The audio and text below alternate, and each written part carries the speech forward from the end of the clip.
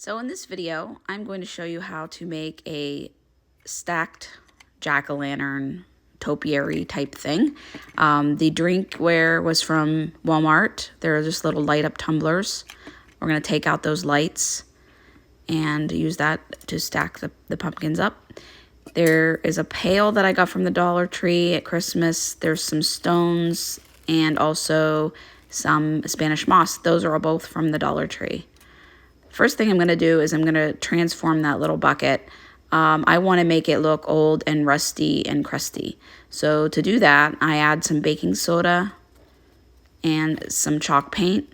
I don't measure, I just eyeball it. It's about equal parts of each. I would say maybe a tablespoon or two of each, depending. I had another project I needed some for, so I mixed up a little extra. Make sure you stir that really, really well. You want all that baking soda to be dissolved in the paint. And it ends up being like the consistency of maybe some cake frosting. If you take a look at it, it's pretty thick. And when you apply that to the bucket, instead of painting it up and down like you normally would, you want to do a daubing motion and just daub it on there. And keep some of the clumps. You want it to be, textured. So continue to do that.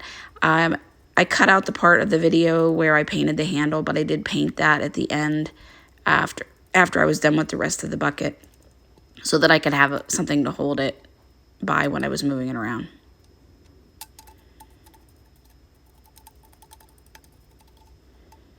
And once you get that all coated, it only took me one coat with this type of paint.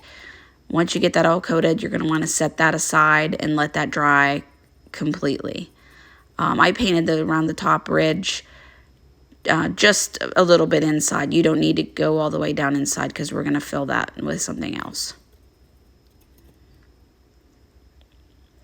So you're going to set that aside and let that dry completely. And then I'm going to go ahead and get the drinkware. And I'm going to start by taking out those little lights in the bottom.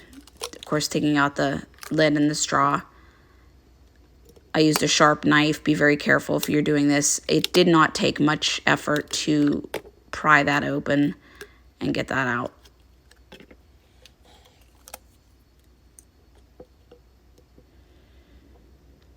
I want to say thank you to the turquoise Valentine. She's the one that gave me the idea to use these tumblers instead of the little pumpkins, which I was looking for desperately and could not find.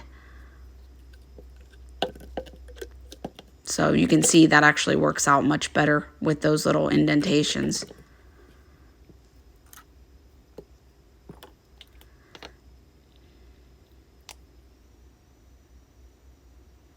Now, I really liked the ombre look of the one that the turquoise Valentine made, so I did not make any changes to that part of it. I did use a different color.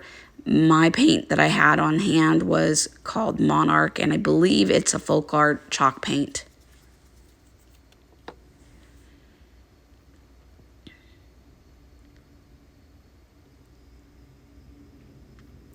You just want to give that one good coat. You don't want to go back over once you've painted it until it's completely dry because it doesn't end well. What it does is brings the partially dried paint back up.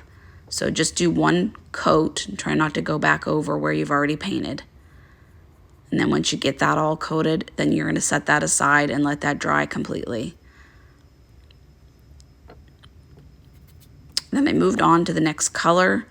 And to make the next color, I just took some white paint and I mixed it in with the existing orange.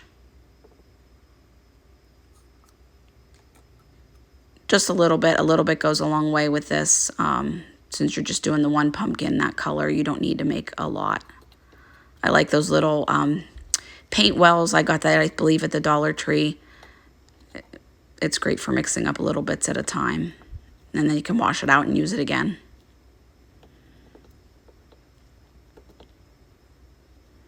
So once you get that all completely mixed, go ahead and give your second pumpkin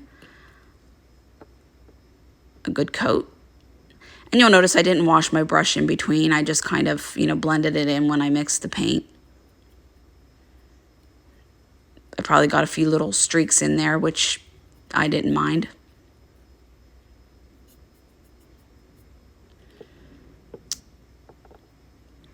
Now for the first two pumpkins, you don't need to worry about painting the top parts or the bottom parts. Those are going to be hidden, so you don't need to worry about that. But on the third one, which will be your, at the final, it'll be your stem, so you're going to want to go ahead and paint that. Now for the final one, I just took the light color that I already had, and then I added that to some white, just to lighten it up a little bit more.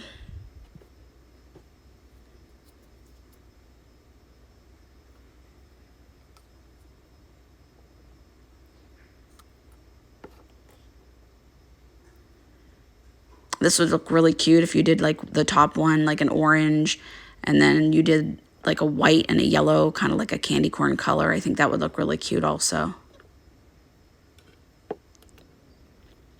Or you can do your favorite color and just do the ombre effect for like a, you know, purple or pink or teal even would look really neat.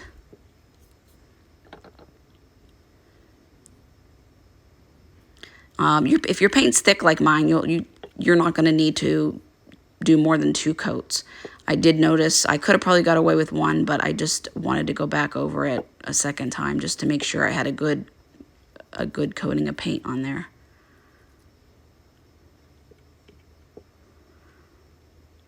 So once you get that completely painted, then again, like I said, set it aside to dry and then go on with your second coat.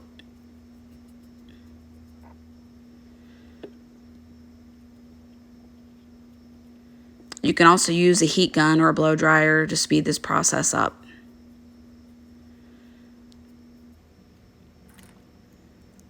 Now I've already done the top or the bottom 2 pumpkins, but I didn't want to waste too much time.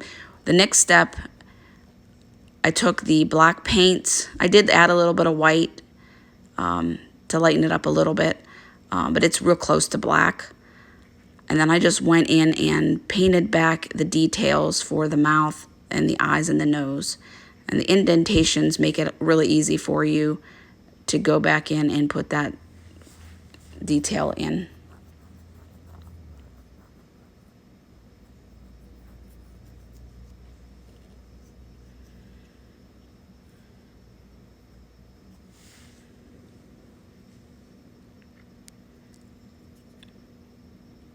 Once you get that painted, go ahead and set that aside and let that dry. And since I've already done the other ones, I'm going on to the details with the shadowing of the lines. Basically, you're just going to get a watered down version of your paint. And you could use a Q-tip. I actually probably should have done it that way, but I did it with my finger. And that just gives a shadow look. It's not a real harsh line. And you could skip this step completely if you wanted.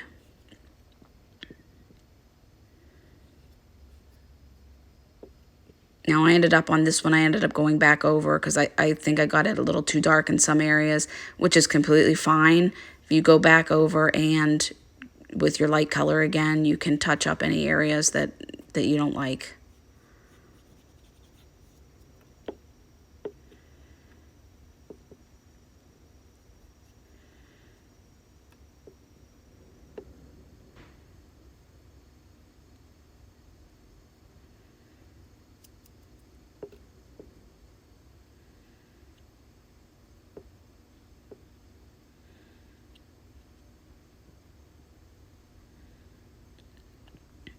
There's lots of these stacked pumpkin versions out there. A lot of people are making the bigger ones with the Walmart pumpkins for their front porch. This little guy is just for inside, so I'm not too worried about, you know, sealing it or anything, but I could probably give it a spray of clear coat, or I could even use clear wax.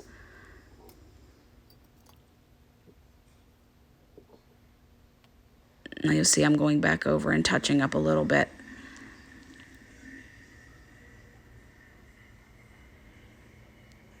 But honestly, there's no real need to be a perfectionist with this part. It just gives it some character.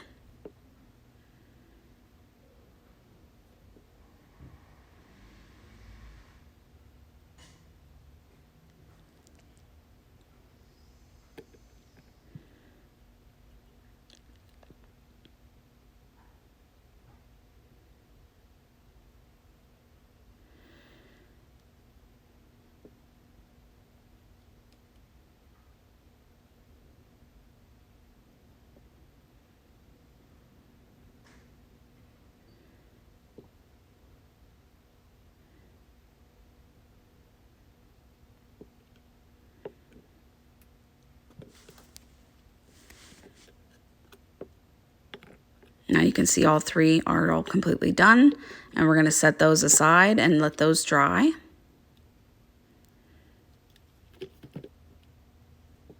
And we're going to move on to doing the base, the bucket, which is now completely dry, and you can see all the texture that you got from that baking soda mixture. And it's really going to look old and rusty and crusty. Now to make the rust, I just use whatever brown and reddish brown and regular brown paints that I have on hand. I'll go ahead and put the names of the colors that I used in the description. But really, it doesn't matter. If you have a brown and a red and you mix them together, put a little bit of yellow gold in there, it's going to look rusty. Now to do this, I didn't use a regular brush. I used a stencil brush. When you do this, you're going to apply it in kind of like a little pouncy motion, kind of like you're making a bunch of little dots on there. Or, if you've ever sponge painted, it's similar to that. You could even do this with a little sponge. It would work out perfectly fine. I've done that before as well. But after the move, I couldn't, I have no idea where my sponge ended up. So, the paintbrush it was. I use a silicone mat for all my painting. It really helps with cleanup. I'm a messy painter too, so I get it everywhere. So as you can see, I'm just kind of like pouncing on there. You want to hit the areas where you have the raised up texture so that it looks like the rust is bubbled up and old and crusty looking.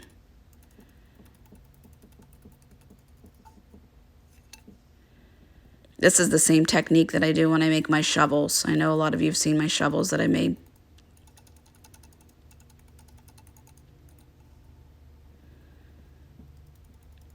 And I did not paint the bottom of this to save time, so I probably will go back and give it just a quick coat of plain black chalk paint.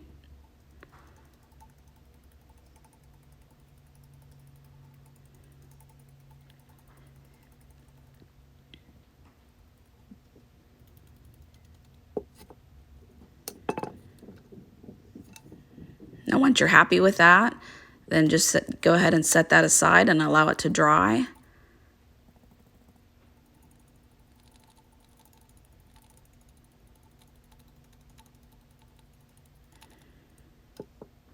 And then we'll move on to the next step.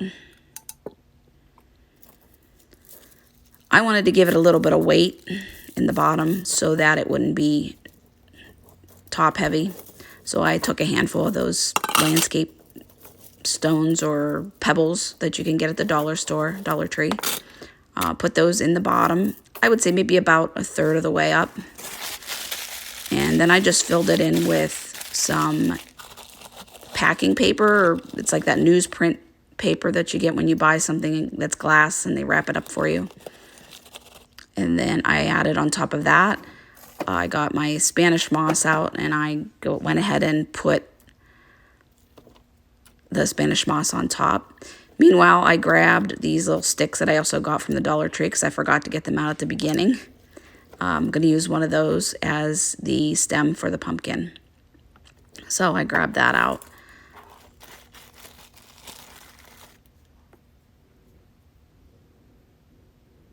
I ended up not using the red paint that I had laid down on the silicone mat.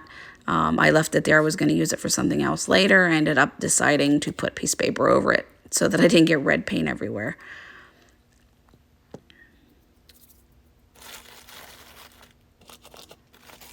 I don't like wasting paint. I don't like wasting things. So if I have leftover paint for something, I will find something that I have laying around for another project and maybe do, you know, a prep painting for it.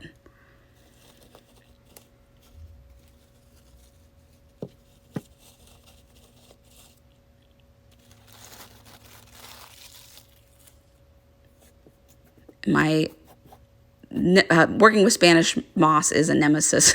I really despise it. It gets everywhere. It's just a pain, but it looks so cute when you use it.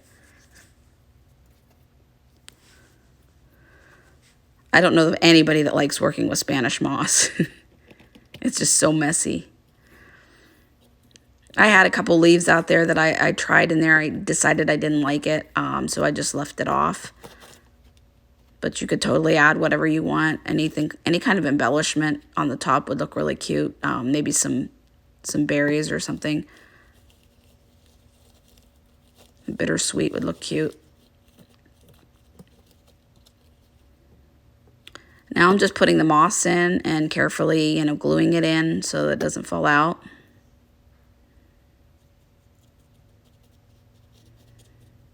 I did end up having too much moss in there, and I did take some of that out.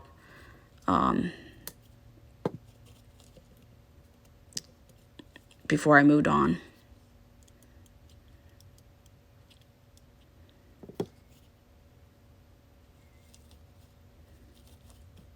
I had to pull the pumpkin back out and take the moss out, and I cut that part out.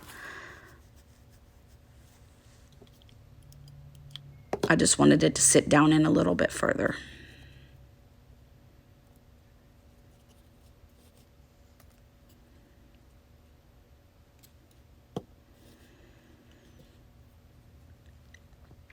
Now, basically all you're going to do is you're going to put some hot glue in the little indentation, and then you're going to stack up your pumpkins.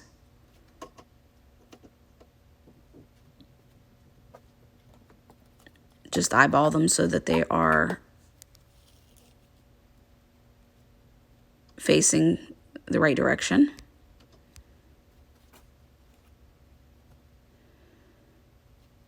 And I apologize for my camera angle. I did cut off the top of this a little bit. I am new to this, so this is a learning curve for me. Now, next time I know I need to go down a little bit lower.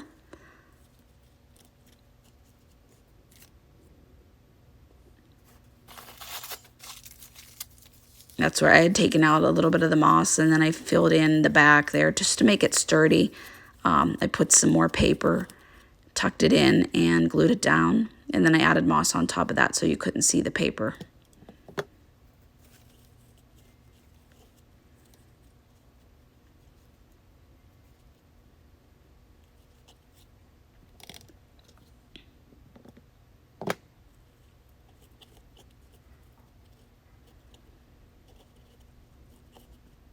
And there I'm just tucking the moss in as much as I can so that it's not hanging out. At the end, I'll give it a good trim so it's not all straggly.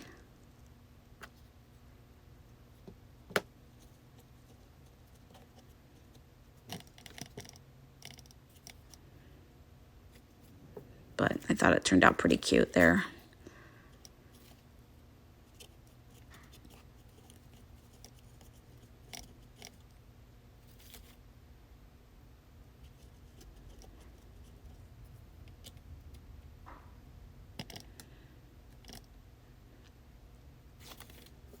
And then to finish them up, you're going to want to put something on the top for the stem. I tried putting twine on there, or you know, it didn't, jute string or whatever, it didn't really look finished to me. So I did end up having to add some more of that Spanish moss because I didn't have anything else to cover that up.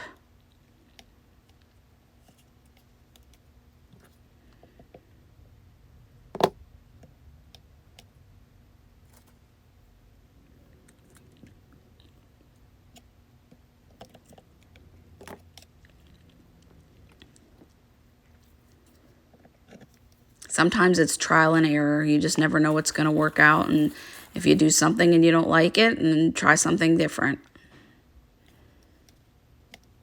I used as little of the moss on the top as I could, just enough to kind of cover it.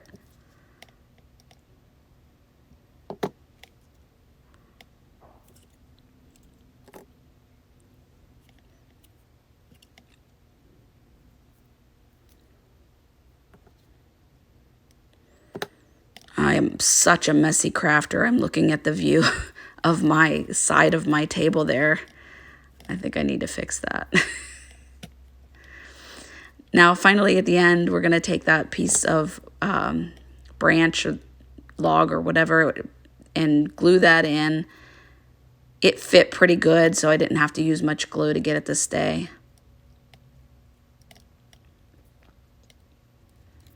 There it is, guys. All done. I think it turned out really cute. Now, after I finished it up, I decided I wanted to add a little bow, so I grabbed the fake raffia that I have. It's like ribbon. I think you can get that at Walmart. I just made a little bow. And I'm just going to hot glue it right at the top there at the branch. I keep my glue gun behind me, so I had to go get my glue gun.